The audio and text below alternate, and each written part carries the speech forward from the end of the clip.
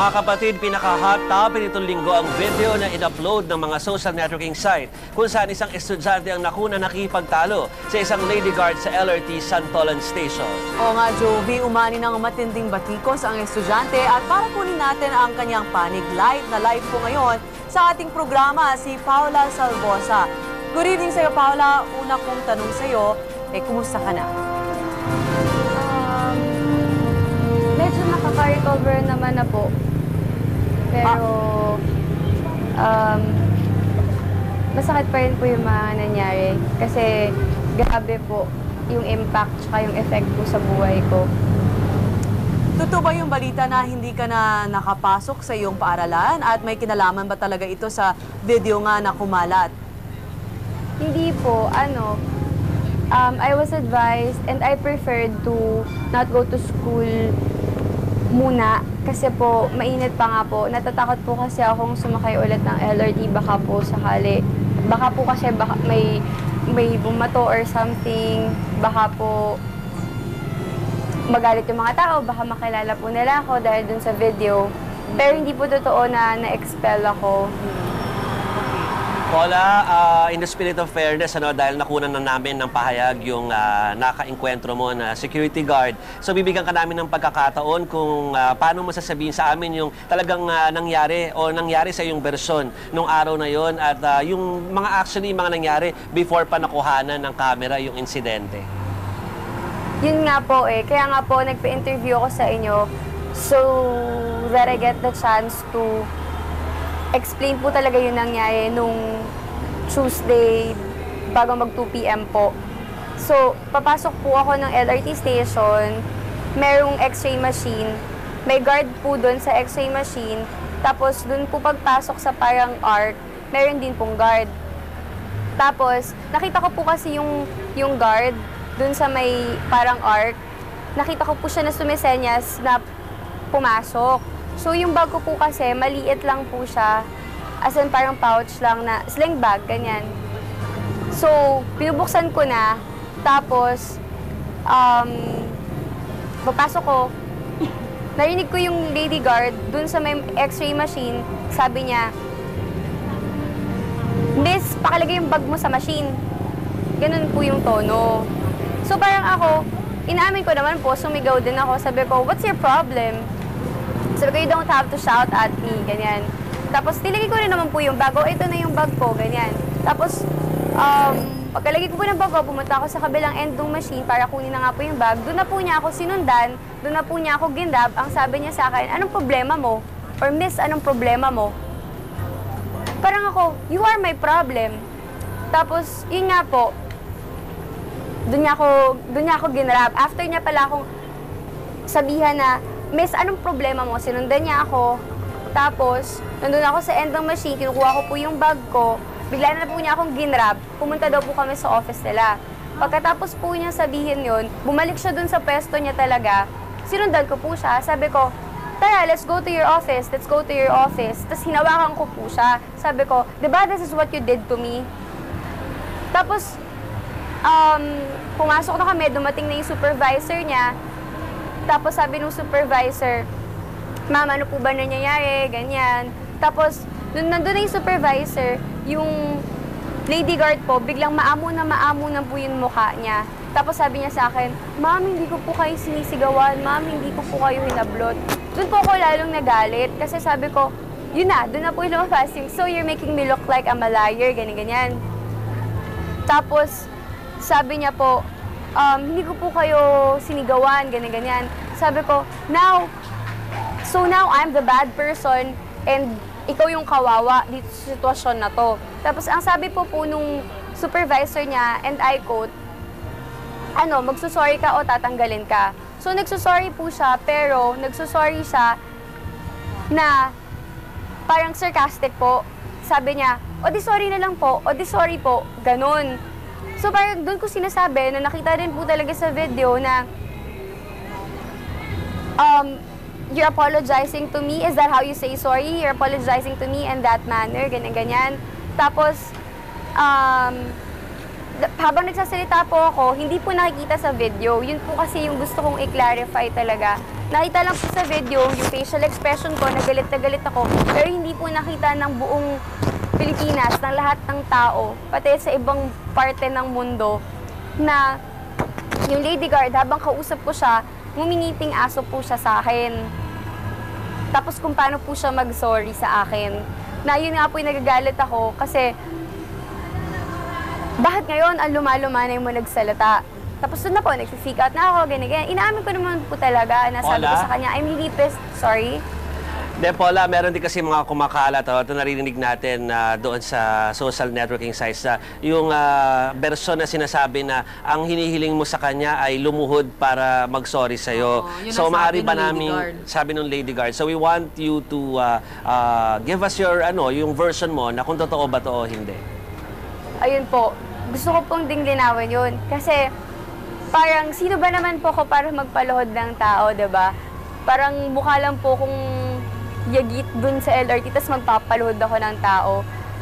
Ang sabi ko po sa kanya, inaamin ko naman po, sabi ko, I want you to apologize to me in front of everybody doon sa LRT.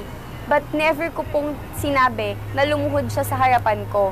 At never ko rin po siyang siniko. Ako po yung nagkaroon ng bruise and I can prove it to you. Meron pa pong bruise mark dun sa after niya po kong hablutin. Pero never ko po siyang siniko. Miss, sir, I'm only 84 pounds. Pag siniko ko siya, baka parang tinapik ko lang po siya. Okay, Paula, kilala mo ba kung sino ang nag-upload at may legal na hakbang ka ba laban sa nag-upload ng video? Kasi, syempre, ito talaga ang legal question natin dahil yung ginawa rin nung nag-upload ay hindi rin tama. At pati dun sa mga nag-share at nagpakalat ng video. Opo, nakita ko po nung Wednesday na po ata ng madaling araw na in-upload nga po ni Gregory, hindi ko po maalala, Llamoso or something. Parang yun nga po, siya po yung nag-upload ng video. Tapos, alam ko po, ni-request pa siya to put it down, to put the video down. Pero ang sabi niya po, hindi niya po ilalabas sa media, pero hindi niya po tatanggalin yung video. Sabi niya po, na-irita lang ata siya dahil narinig niya ako nag-i-English sa Santolan Station, na nag-freak out ako, nagsisigaw ako. Kaya daw niya po in-upload yung video. I mean, kung hindi niya po gustong mag-cause ng harm sa akin, sa buhay ko, bakit niya i-upload yung isang video na kulang-kulang naman po in the first place? Paula, linawin ko lang yung itong mga huli mong mensahe, no? O yung huli mong mga statement. Sino yung tao na lumapit doon sa nag-upload o nakipag-usap via internet sa kanya? Ikaw ba o parte ng circle mo? Sorry po, hindi ko po narinig. Paula, yung bang nakipag-communicate doon sa nag-upload ng video, ikaw ba yan o yung mga tao lang sa paligid mo? From my school po, actually student council. Pero hindi po ako kasi wala po akong contact. And nung nangyari po yun, diba Tuesday, Wednesday morning, until kahapon lang po,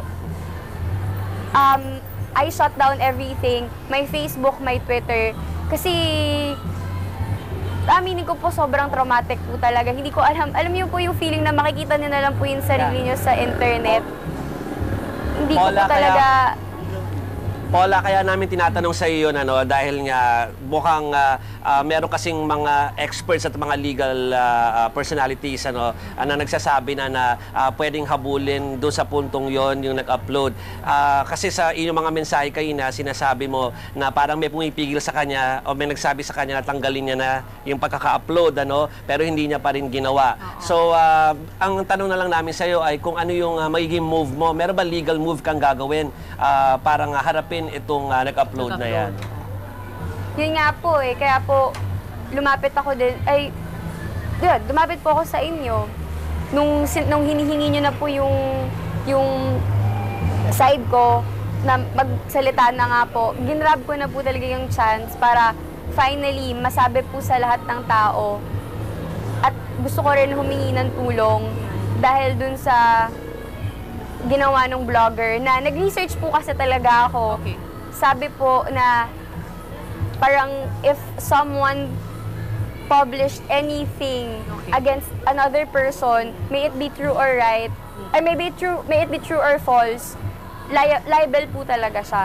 Oo, so may kinoconsult ka bang lawyer sa puntong ito? Wala po. Pero may bala ka magsampa ng kaso sa nag-upload ng video? Kung may tutulong po sa akin, opo. Okay. Gusto ko po talaga. Ayan. Maraming salamat Para sa iyo kasi- po. Yes, Paula. Go ahead. Para po kasi Grace. maging lesson na rin po to dun sa mga irresponsible vloggers, irresponsible na nag-upload ng videos, Siya na lang. na hindi porket nakakita kayo ng isang video, nairita kayo, or nakakatawa, or nagalit kayo dun sa sa ginawang act nung isang tao, i-upload nyo na without uploading what happened prior to what was taken dun po sa video. Pero Paula, no, syempre, hindi rin natin maikakaila na talaga namang may mga nakitang hindi maganda yung mga mamamayan doon sa mga naging actions mo doon sa video. So siguro ito yung pagkakataon para siguro ipaliwanag mo sa kanila kung were you having a very bad day at biglang nangyari yan? O kaya ay meron ka bang pinagsisisihan na nagkaroon ka ng ganong mga actuations? Inaamin ko naman po and pinagsisisihan ko naman po na ganun yung inasal ko in public. Alam ko naman pong mali, hindi ko naman po talaga i-deny yun. Ganun po akong klase ng tao. Pag alam kong mali po ako, aaminin ko po. Pero kapag alam ko po na nasa tama rin ako, ipaglalaban ko rin naman po yun. Pasensya na kung na ganun po yung naging asal ko, na nagwala ako in public, ganyan. Pero na-trigger lang naman po talaga ako dahil nasaktan po ako nung lady guard.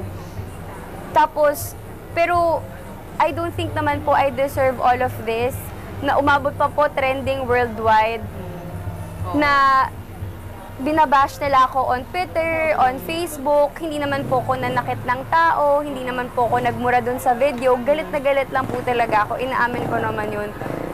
Pero wala po akong sinaktan, wala po akong minura.